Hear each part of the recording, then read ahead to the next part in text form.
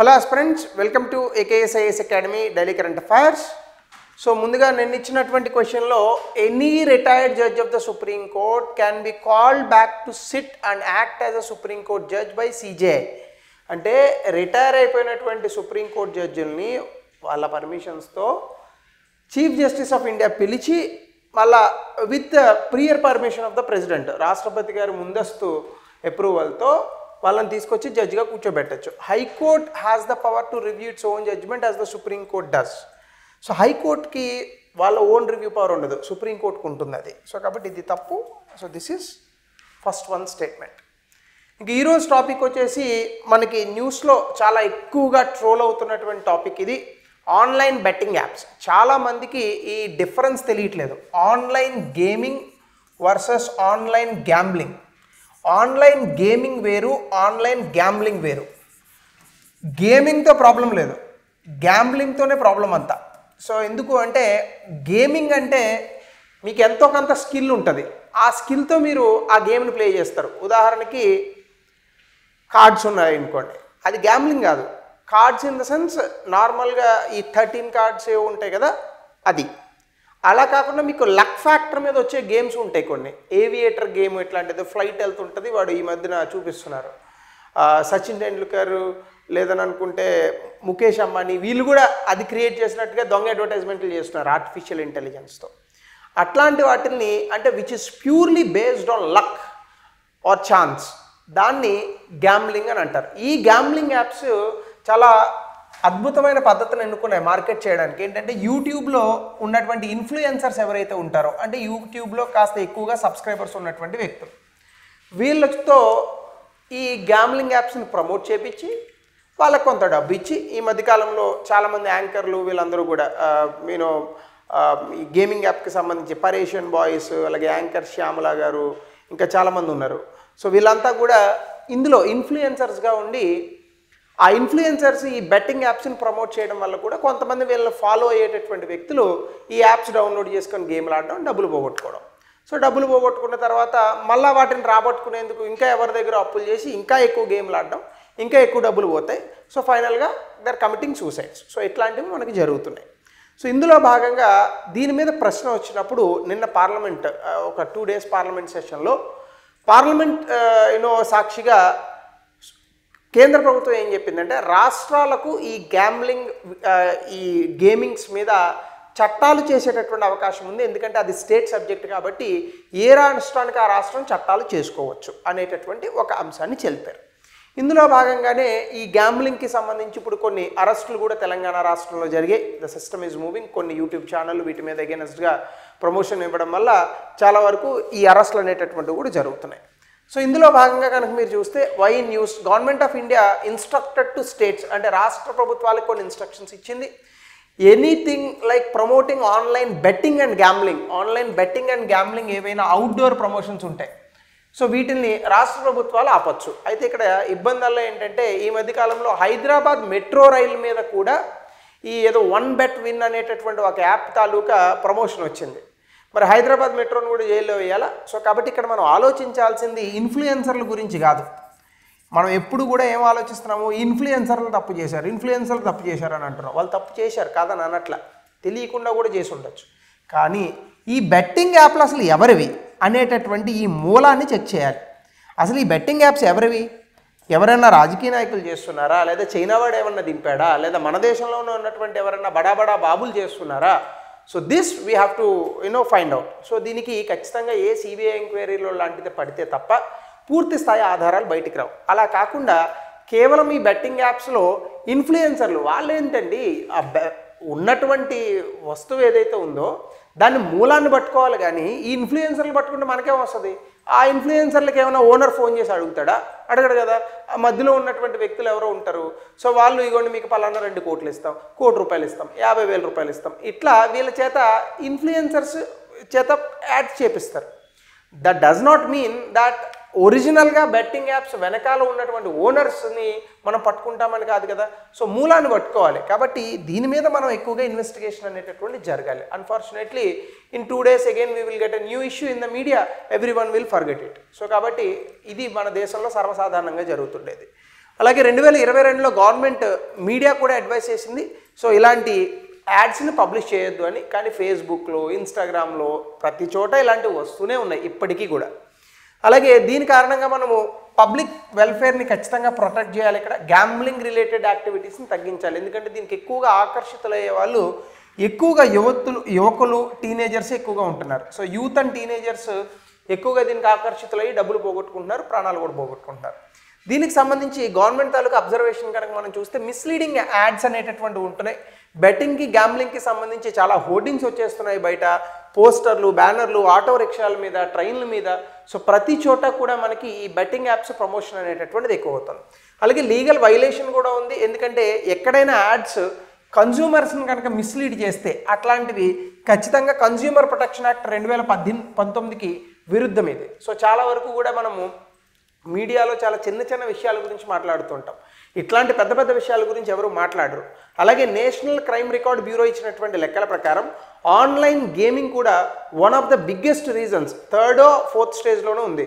Students సూసైడ్లు commit చేసుకోవడానికి కూడా ఇది ఒక రీజన్గా నిలుస్తుందని నేషనల్ క్రైమ్ రికార్డ్ బ్యూరో చెప్తోంది. అలాగే illegal activity, betting and gambling అనేటటువంటిది చాలా రాష్ట్రాల్లో బ్యాన్డ్, కానీ కొన్ని రాష్ట్రాల్లో అది లీగల్గా ఉంది. సో కాబట్టి ఈ ప్రమోషన్స్ అనేటటువంటివి అన్లాఫుల్గానే ఉంటాయి. అలాగే ఫైనాన్షియల్ రిస్క్స్, ఖచ్చితంగా దీనివల్ల ఆర్థికపరమైనటువంటి ఇబ్బందులు ఉంటాయి. అలాగే సామాజిక పరమైనటువంటి ఇబ్బందులు కూడా ఉంటాయి. ఎందుకంటే యూత్ అండ్ చిల్డ్రన్, ముఖ్యంగా పిల్లలు, ఎస్పెషల్లీ ఇప్పుడు ఈ వాట్సాప్, ఫోన్పే, గూగుల్ పే వీటిని లింక్ చేయడం అనేటటువంటిది పిల్లలకి బాగా తెలుస్తుంది. సో తల్లిదండ్రుల దగ్గర ఫోన్లు తీసుకుంటారు, ఈ యాప్ను వేస్తారు, అందులో ఈ ఫోన్పే ఇలాంటి వాటిని బ్యాంకుని లింక్ చేస్తారు, పాస్వర్డ్లు వీళ్ళకి కూడా తెలుస్తాయి. సో అందులో ఉన్నటువంటి డబ్బులు ఇందులోకి లోడ్ చేసుకుంటున్నారు, ఆడుతున్నారు, పోతున్నాయి డబ్బులు. తల్లిదండ్రులకి ఎక్కడ తెలుస్తుందో అని పారిపోతున్నారు, లేదంటే సూసైడ్లు చేసుకుంటున్నారు.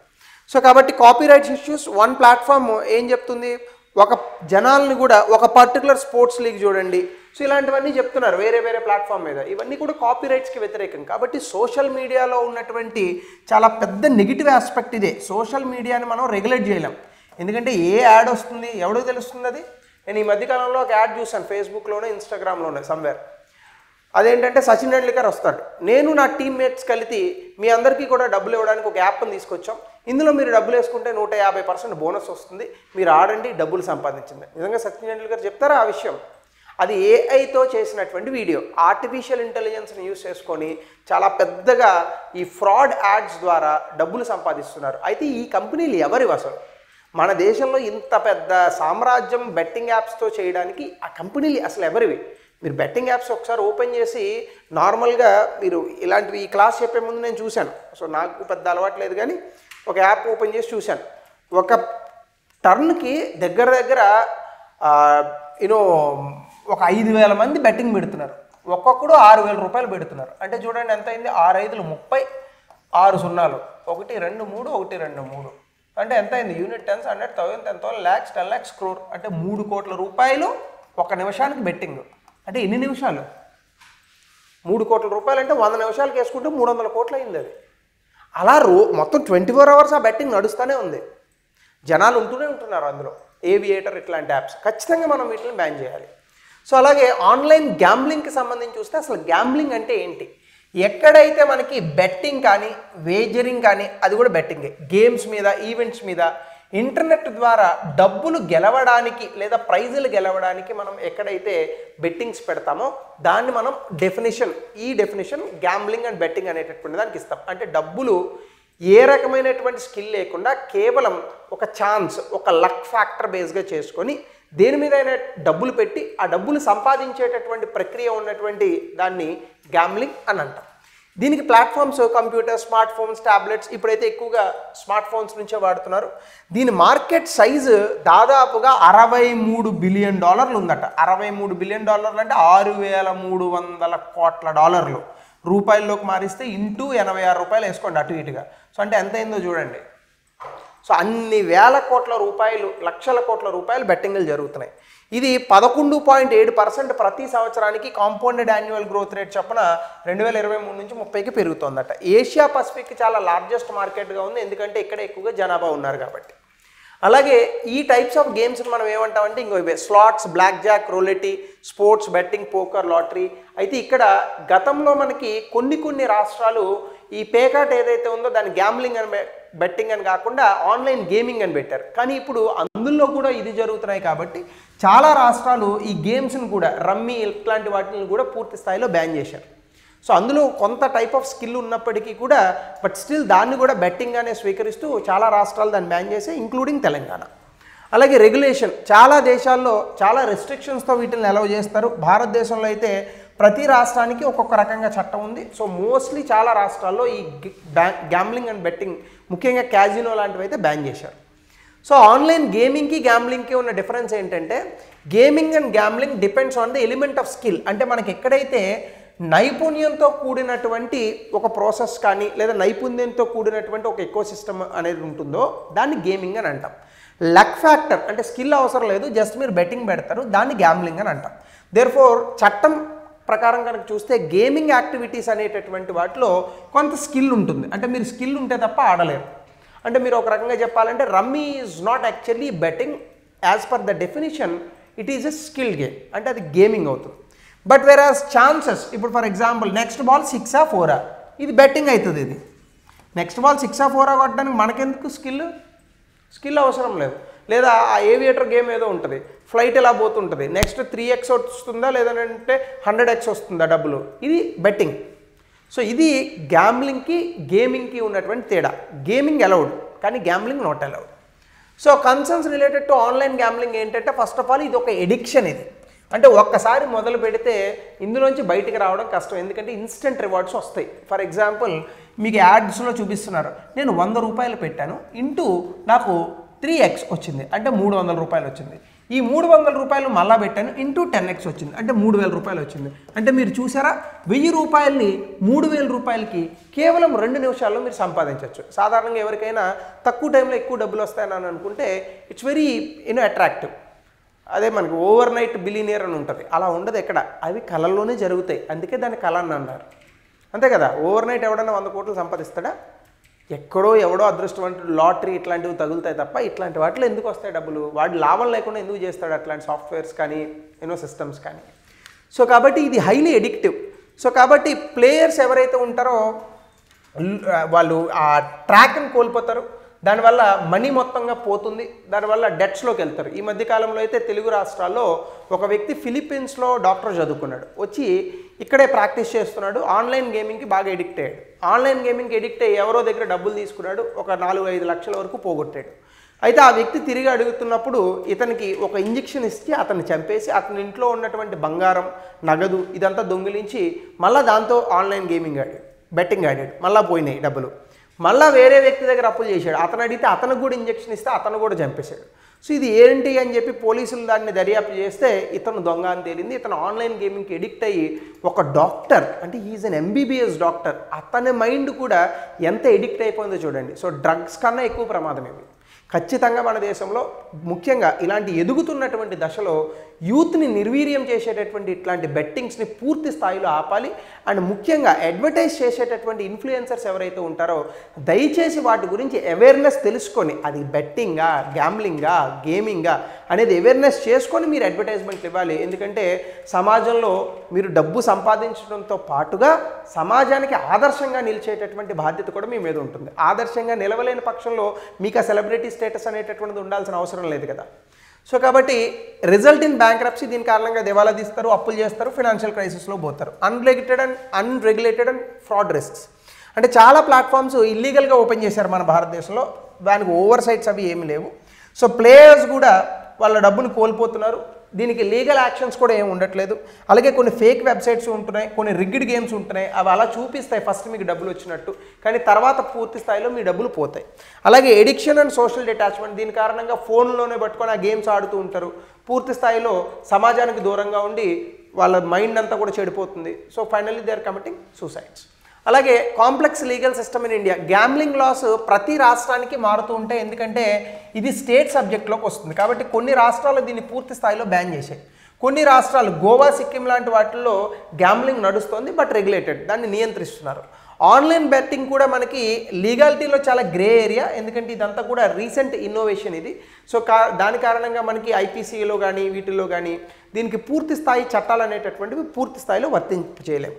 సో మనీ లాండరింగ్ కన్సర్న్స్ చాలామంది ఏమంటున్నారంటే ఇల్లీగల్ ఫండ్స్ ఏవైతే ఉంటున్నాయో దీన్ని గ్యాంబ్లింగ్ విల్లింగ్స్ ద్వారా కొంతమంది డబ్బులు చూపించుకొని మనీ లాండరింగ్ కూడా చేస్తున్నారు. దాంతోపాటు క్రిమినల్స్ ఫేక్ అకౌంట్స్ యూస్ చేసి వాళ్ళు డిపాజిట్ చేసుకొని అందులోంచి విత్డ్రా చేస్తున్నారు. అంటే ఎగ్జాంపుల్కి మీకు ఏదో ఒక యాప్ ఉందనుకోండి, ఇందులో మీరు స్లోగా ఒక 10 లక్షల రూపాయలు బ్లాక్ మనీ మీకు ఉంది, నెమ్మదిగా ఇందులోంచి లోడ్ చేశారనుకోండి, తర్వాత దీని నుంచి మళ్ళీ మీరు ఆ డబ్బులు తీసుకోవచ్చు గెలిచిన తర్వాత. సో ఇలా బ్లాక్ మనీ అంతా కూడా వైట్ మనీ అయిపోయింది. సో దానికి ట్యాక్స్ కడతాడు వాడు, ఒక 10% 5% GST ఉంటుంది దానికి. సో అది కట్టేసి ఆ మనీని వైట్ మనీగా మారుస్తున్నారు. సో అలాగే అథారిటీస్ కూడా దీన్ని ట్రాక్ చేయడం చాలా కష్టం, ఎందుకంటే డిజిటల్ ట్రాన్సాక్షన్స్ని ఎన్నెన్ని ట్రాక్ చేస్తాం, ఆ కంపెనీ ఎక్కడుందో, అది చైనాలో ఉందో ఇండియాలో ఉందో, దాని తాలూకా మూలం ఎక్కడో, దాని ఫినాన్షియల్ స్టేట్మెంట్ తీస్తే కదా మనకు అవన్నీ తెలిసేది. సో అలాగే మనకి vulnerable to cyber attacks, hackers కూడా ఈ గ్యాంబ్లింగ్ సైట్స్ని పూర్తి స్థాయిలో హ్యాకింగ్ చేస్తున్నారు, యూజర్ తాలూకా డేటా అండ్ పేమెంట్స్ని దొంగిలిస్తున్నారు. అలాగే పర్సనల్ అండ్ ఫినాన్షియల్ డీటెయిల్స్ అన్నీ కూడా స్టోలెన్ అవుతాయి, ఎందుకంటే ఈ గ్యాంబ్లింగ్ యాప్స్లో మనం అకౌంట్ డీటెయిల్స్ ఇస్తాం. అకౌంట్ డీటెయిల్స్ ఎప్పుడైతే ఇచ్చామో ఏమవుతుంది, మన అకౌంట్లో ఎప్పుడైనా డబ్బులు పడితే మీరు చూడండి, ఎప్పుడైనా గమనించండి, మీరు మీ అకౌంట్లో ఎప్పుడైనా 1 లక్ష రూపాయలు 2 లక్షలు పడ్డాయి అనుకోండి, వెంటనే ఫేక్ కాల్స్ వస్తున్నాయి. మన అకౌంట్లో డబ్బులు పడ్డాయని వాడికి ఎలా తెలుసు అసలు? ఈ గ్యాంబ్లింగ్ యాప్స్ ఇక్కడ మనం కనుక ఎప్పుడైనా ఈ బ్యాంక్ అకౌంట్స్ ఇవ్వడాలు, లేదా లోన్స్ తీసుకోవడానికి ఎవరికైనా మన బ్యాంక్ అకౌంట్ డీటెయిల్స్ పంపించడాలు, ఇట్లాంటివి చేయడం వల్ల మన బ్యాంక్ అకౌంట్స్ని వాళ్ళు ట్రాక్ చేస్తున్నారు. సో బట్ ఓటీపీస్ అది లేకుండా మనం డబ్బులు తీసుకోలేరు కాబట్టి మన దగ్గర నుంచి, అందుకే ఓటీపీస్ దగ్గర మనం జాగ్రత్తగా ఉండాలి. అలాగే lack of securities illegal platforms increase risk. First of all illegal ప్లాట్ఫామ్స్కి సంబంధించి ఏ రకమైనటువంటి లీగల్ సెక్యూరిటీ కూడా గవర్నమెంట్ ప్రొవైడ్ చేయట్లేదు. సో అసలు గవర్నమెంట్కి ఇలాంటివి ఉన్నాయనే తెలియదు నాకు తెలుసు. సో ఇవన్నీ కూడా చాలా ఇబ్బందికరమైనటువంటి విషయాలు. Social isolation and mental health issues, చాలామంది వ్యక్తులు ఏమవుతున్నారంటే ఈ యొక్క గేమ్ల బారిన పడి సోషల్గా అసలు డిటాచ్ అయిపోతున్నారు. ఆ మధ్యకాలంలో రష్యా నుంచి ఒక గేమ్ వచ్చింది, బ్లూ వేల్ అని చెప్పేసి, చాలామంది పిల్లల్ని చంపేసింది తెలుసా మీకు?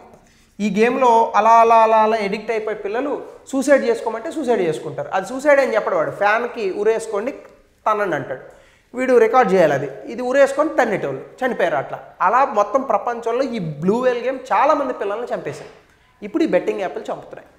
సో కాబట్టి ఎక్సెసివ్ గ్యాంబ్లింగ్ వల్ల ఫ్యామిలీ ఫ్రెండ్స్కి చాలా దూరం అవుతాం, anxiety levels, depression levels, relationships break down అవుతాయి. యూత్ అయితే పర్టికులర్గా దీన్ని ఎడిక్ట్ అవ్వడానికి చాలా వల్నరబుల్గా ఉన్నారు, వాళ్ళ తాలూకా సోషల్ డెవలప్మెంట్ స్టేటస్ అంతా కూడా దెబ్బతింటుంది.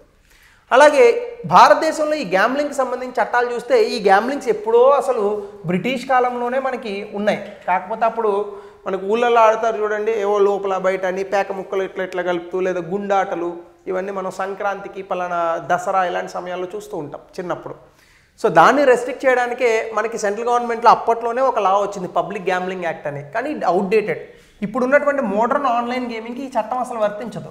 1867 అంటే పవరే లేదు, ఇంక ఇంటర్నెట్ ఎక్కడి నుంచి వస్తుంది. So rummy or visiting gambling houses వీటిని కంప్లీట్గా ఇది తీసేస్తుంది. అందుకే మీరు ఇప్పటికీ చూడండి, బయట ఏరియాలో పేకాట ఆడితే పోలీసులు వస్తే పరిగెడతారు, వాళ్ళు ఇళ్లలో ఆడుకుంటారు ఎవరైనా. సో కాబట్టి పెనాల్టీస్ కూడా ఉన్నాయి దీనికి, ఇంప్రిజన్మెంట్ 3 to 6 months, ఫైన్లు ఇవన్నీ కూడా ఉన్నాయి. So 7th schedule of the కాన్స్టిట్యూషన్లో కూడా గ్యాంబ్లింగ్ని స్టేట్ సబ్జెక్ట్గా పెట్టారు. ఎంట్రీ నెంబర్ 34 ఎగ్జామ్లో మనకు అడిగే అవకాశం ఉంది. సో కాబట్టి రాష్ట్ర ప్రభుత్వాలు వీటికి సంబంధించి చట్టాలు చేయొచ్చు. కేంద్ర ప్రభుత్వం ఒకవేళ చట్టం చేసినా కూడా రాష్ట్ర ప్రభుత్వాలు దాన్ని అడాప్ట్ చేసుకోవాల్సి ఉంటుంది. బట్ నేనేమైతే అనుకుంటున్నానంటే, ముందు కేంద్ర ప్రభుత్వం ఒక బలమైనటువంటి చట్టాన్ని తెస్తే ఖచ్చితంగా రాష్ట్రాలు దాన్ని యాక్సెప్ట్ చేస్తాయి. సో కాబట్టి the government has to push these things towards the states. అలాగే తల్లిదండ్రులు కూడా దయచేసి మీ పిల్లల ఫోన్లో ఈ గ్యాంబ్లింగ్కి సంబంధించిన యాప్స్ ఏమున్నాయో తరచుగా చూస్తూ ఉండండి. అలా చూసినప్పుడు మాత్రమే మనం వీటిని అరికట్టగలం. అలాగే క్రెడిట్ కార్డ్స్ ఎంత వాడుతున్నారు, ప్రతి నెల స్టేట్మెంట్స్ చూడండి. ప్రతిరోజు కూడా మీరు ఫోన్పేలో ఎలాంటి ట్రాన్సాక్షన్స్ పిల్లలు చేస్తున్నారు, ఇవన్నీ గమనించాలి తల్లిదండ్రులు. దెన్ ఓన్లీ మనం వీటిని అరికట్టగలుగుతాం. So state specific gambling laws కనుక మనం చూసుకుంటే, ఢిల్లీ, మధ్యప్రదేశ్, ఉత్తరప్రదేశ్, కర్ణాటక వీళ్ళందరూ కూడా పబ్లిక్ గ్యాంబ్లింగ్ యాక్ట్ని ఫాలో అవుతున్నారు. కొన్ని చోట్ల లీగలైజ్ చేశారు ఈ గ్యాంబ్లింగ్ని. గోవా క్యాజినోస్ అలౌ చేస్తారు, Sikkim licensed online gambling allow చేస్తారు, డామన్ వీళ్ళు కూడా క్యాజినోస్ని అలౌ చేస్తారు, మేఘాలయ, నాగాలాండ్లో స్పెసిఫిక్ ఆన్లైన్ గేమింగ్ లాస్ ఉన్నాయి. అలాగే కంప్లీట్ బ్యాన్ ఉంది కొన్ని స్టేట్స్లో, మహారాష్ట్ర, తెలంగాణ, ఆంధ్రప్రదేశ్ వీళ్ళంతా కూడా రమ్మీ గేమ్స్ కూడా కంప్లీట్గా ఆఫ్ చేశారు. సో ఆ మధ్యకాలంలో న్యూస్లో కూడా వచ్చింది ఇది. సో కాబట్టి ఇలా ప్రతి స్టేటు కూడా ఈ పిల్లలు, ముఖ్యంగా యూత్ ఎవరైతే ఉన్నారో వీళ్ళు ఈ యొక్క బెట్టింగ్ అండ్ గ్యాంబ్లింగ్ బారిన పడకుండా కాపాడాలి. అలాగే ఛాలెంజెస్ ఉన్నాయి, అదేంటంటే యూనిఫామ్ నేషనల్ లా లేదు. దీని కారణంగా ఏమవుతుందంటే మనకి చిన్న చిన్న చేంజెస్ కూడా చేసి ఈ ఆన్లైన్లో వెబ్సైట్స్ మార్చి ఇంకొకలాగో వీటిని వాడేస్తున్నారు. కాబట్టి ఒక పర్టికులర్ యూనిఫామ్ లా ఉండాలి. అలాగే offshore platforms exploit legal loopholes, అంటే మనకి వేరే దేశాల్లో ఉన్నటువంటి కంపెనీలు కూడా ఇక్కడ యాప్ను ప్రొవైడ్ చేయొచ్చు. ఇప్పుడు ఫేస్బుక్ ఉంది, ఇండియాకేనండి ఫేస్బుక్, ప్రపంచం అంతా ఉంటుంది. సో అలా ఎక్కడో కెన్యాలో పెడతాడు కంపెనీ, దాన్ని ఇండియాలో లాంచ్ చేస్తాడు. ఈ యాప్ ఉందని అసలు ప్రభుత్వానికి తెలీదు. తెలిసేలోపు వాడు ఒక 1000 కోట్లో 2000 కోట్లో దండుకొని అక్కడ నుంచి జంప్ అవుతాడు. సో ఈ రకంగా కూడా కొన్ని ఉన్నాయి. అలాగే enforcement issues, cross border operations, అంటే వేరే దేశాలకు సంబంధించి మన దేశంలో ఉన్నటువంటి వాటిని రెస్ట్రిక్ట్ చేయగలం, వేరే దేశాల్లో ఉన్నటువంటి యాప్లు మనం ఎలా రెస్ట్రిక్ట్ చేయగలం. సో ఇట్లాంటివి కూడా ఉన్నాయి. అలాగే నీడ్ ఫర్ రిఫార్మ్, దీనికి సంబంధించి మనం కొన్ని సంస్కరణలు తీసుకురావాలి. ఖచ్చితంగా కేంద్ర ప్రభుత్వం ఒక చట్టాన్ని తీసుకురావాలి ఆన్లైన్ గ్యాంబ్లింగ్ అండ్ బెట్టింగ్కి సంబంధించి. అలాగే చాలా బలమైనటువంటి రెగ్యులేషన్స్ ఉండాలి ఫ్రాడ్ అండ్ ఎడిక్షన్ని తీసేయడానికి. ముఖ్యంగా 18 సంవత్సరాల లోపు పిల్లలు కనుక ఈ గ్యాంబ్లింగ్ వీటిని ఆడుతూ ఉంటే ఆ కంపెనీలను బుక్ చేయాలి. ఫస్ట్ ఆ కంపెనీల తాలూకా ఓనర్లను పట్టుకొని జైల్లో వేయాలి. సో అలాగే హార్మనైజ్ స్టేట్ పాలసీస్, అంటే బెటర్ ఎన్ఫోర్స్మెంట్ కోసం అన్ని రాష్ట్రాలు కూడా ఒకే రకమైనటువంటి విధానాలను ఆచరిస్తే ఇలాంటి వాటిని మనం అరికట్టగలుగుతాం. సో వీటికి సంబంధించి కాకపోయినా కొంచెం రిలేటెడ్ టు దట్ థింగ్ ఒక క్వశ్చన్ గతంలో వచ్చింది, దీని ఆన్సర్ని తెలపండి. అలాగే కొత్త సాంకేతికతలు ప్రపంచీకరణ మనీ లాండరింగ్ ఎలా దోహదపడుతున్నాయి, జాతీయ మరియు అంతర్జాతీయ స్థాయిలో మనీ లాండరింగ్ సమస్యను పరిష్కరించడానికి చర్యలు ఎలాంటివి తీసుకోవచ్చు, 200 పదాల్లో రాయండి. సో ఇలాంటి వాటిలో కూడా it is related to money laundering. So కాబట్టి ఇది ఆన్లైన్ బెట్టింగ్కి సంబంధించి మీకు దీని మీద ఉన్నటువంటి అభిప్రాయాలు దయచేసి కమెంట్ సెక్షన్లో తెలపండి.